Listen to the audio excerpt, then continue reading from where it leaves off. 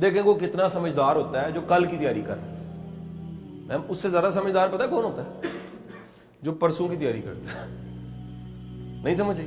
اس سے زیادہ سمجھدار کون ہوتا ہے؟ پرسوں کی کرتا ہے. اس سے زیادہ سمجھدار کون ہوتا ہے؟ جو اگلے ہفتے پہ چلا جاتا ہے. اس سے زیادہ سمجھدار کون ہوتا ہے؟ جو ایک سال کی پلاننگ کر لیتا ہے. اس سے زیادہ سمجھدار کون ہوتا ہے؟ جو 10 سال کی پلاننگ کر لیتا ہے. اور سب سے زیادہ سمجھدار وہ ہوتا ہے جو آخرت کی تیاری کر لیتا ہے. تو یقین ہوتا ہے میں نے جانا ہے. جس بندے کو یہ یقین ہے، اور یہ یقین ہمیں کرنا چاہیے کہ یار میرا ہی نام میت ہونا، میرا نام قبر ہونا، اور میں نے اس دنیا سے کبھی جانا بھی ہے اور اللہ کو جواب دینا ہے. سر اس کے لیے اسے تو سرور آئے گا محنت کر کے، وہ تو تھکے گا نہیں.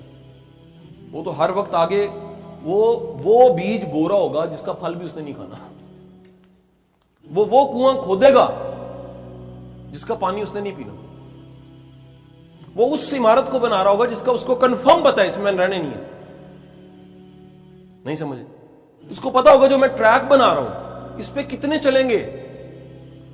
اس کو پتا ہوگا جو میں فصل لگا رہا ہوں اس کو کتنوں نے کھانا ہے. تو جب یہ آپ یقین رکھیں پھر محنت کرتے ہوئے شرم نہیں محسوس ہوتی.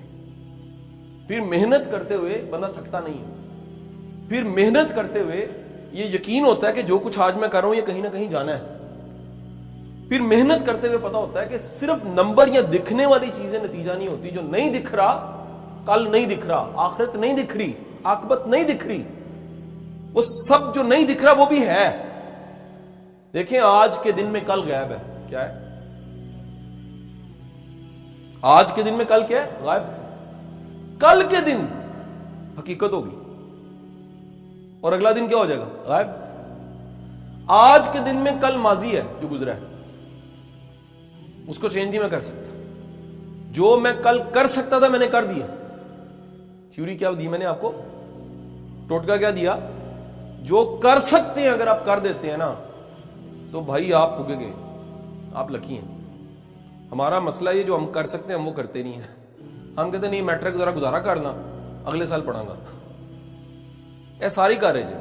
یہ سارے کہتے ہیں میں نیک ہو جاؤں گا، اور حتیٰ کہ تم قبروں میں جا گرے. انسان کیا ہے جی؟ میں آگے ٹھیک ہو جاؤں گا. دیکھو جی میں تھوڑا موقع دو پھر میں دیکھو تمہیں کر کے دانا. جڑا آج ٹھیک نہیں ہو سکتا ساروں کل بھی ٹھیک نہیں ہونا. یہ ذہن چ رکھنا.